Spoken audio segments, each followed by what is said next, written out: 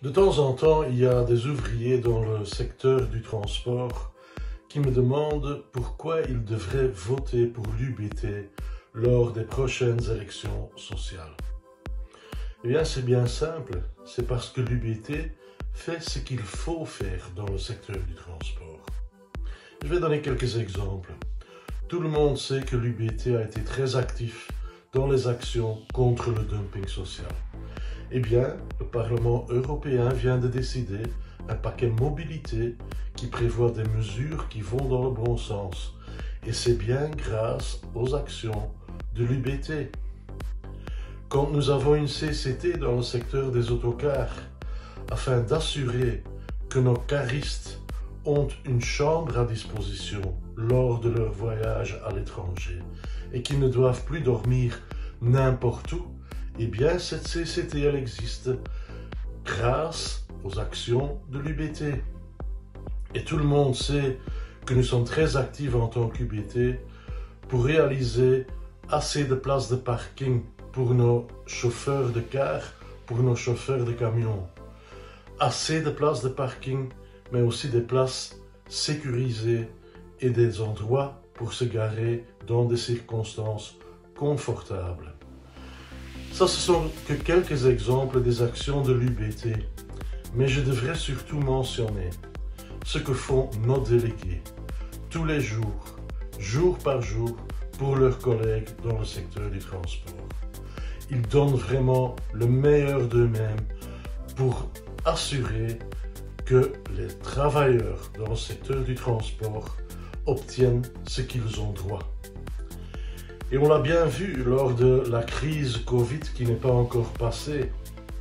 Beaucoup de nos gens travaillaient dans des secteurs soi-disant essentiels et ils devaient rester au travail. Mais ils ne disposaient pas toujours des moyens de protection individuelle.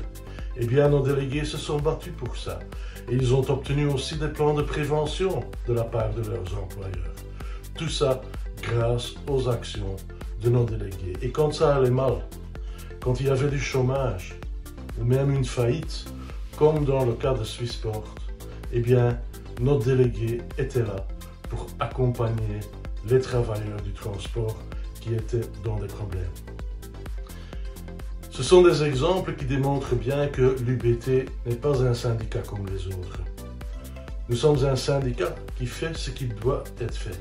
Nous sommes un syndicat qui négocie avec les employeurs quand c'est possible, mais nous passons à l'action quand il est nécessaire. Nous ne sommes pas des beaux parleurs. Nous faisons ce qui doit être fait dans le secteur du transport.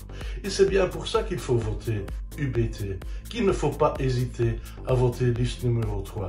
Et c'est pour ça aussi que l'UBT va gagner les élections sociales grâce à nos délégués. Bon succès, camarades!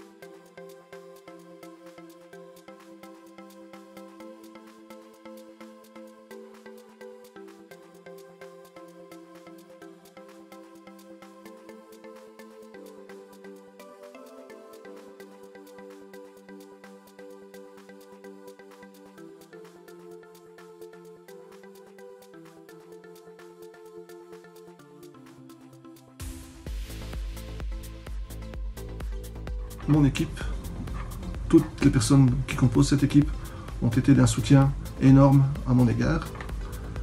Et également, je tiens à souligner l'attitude des délégués UBT qui ont été vraiment formidables. D'ailleurs, l'un d'entre eux fait maintenant partie de l'UBT.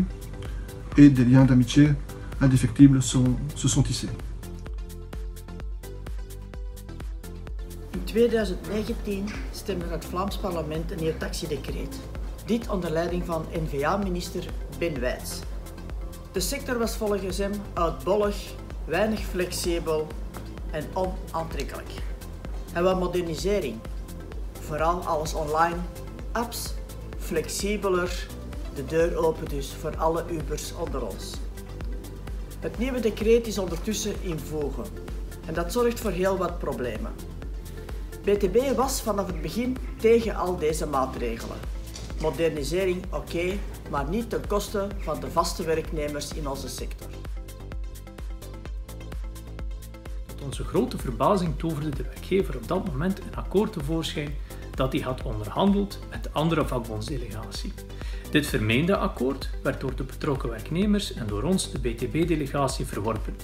De werkgever was hierdoor genoodzaakt de onderhandelingen opnieuw te voeren en dit keer zaten we wel mee aan tafel. Binnen de maand zijn we er toen in geslaagd een nieuw akkoord te onderhandelen dat rekening hield met de bekommernissen van de mensen en waar de betrokken werknemers zich wel konden in terugvinden. Les conditions des chauffeurs des pays de l'Est qui sont exploités, pas payés, laissés là sur le chemin à la merci de tout le monde et devaient se débrouiller pour rentrer chez eux en Roumanie. Et puis surtout la collaboration avec la FNV aux Pays-Bas, les deux organisations syndicales qui se sont mobilisées pour venir en aide à ces deux chauffeurs.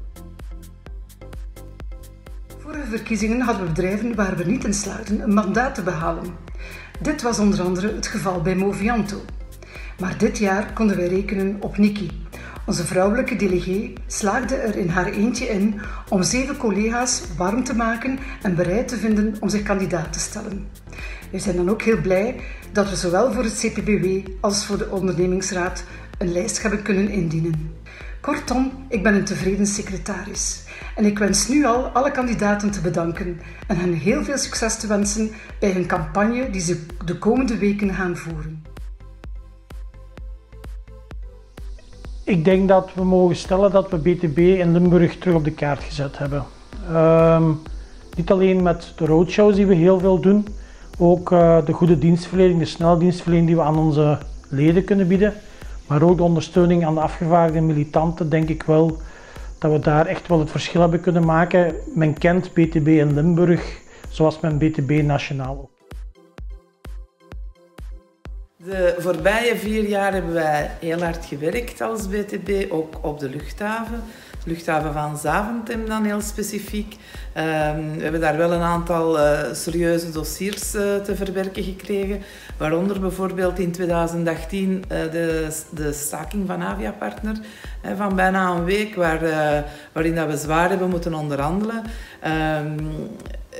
En eigenlijk is het dankzij de militanten, maar ook vooral dankzij de werknemers bij Aviapartner, dat we tot een akkoord uiteindelijk gekomen zijn.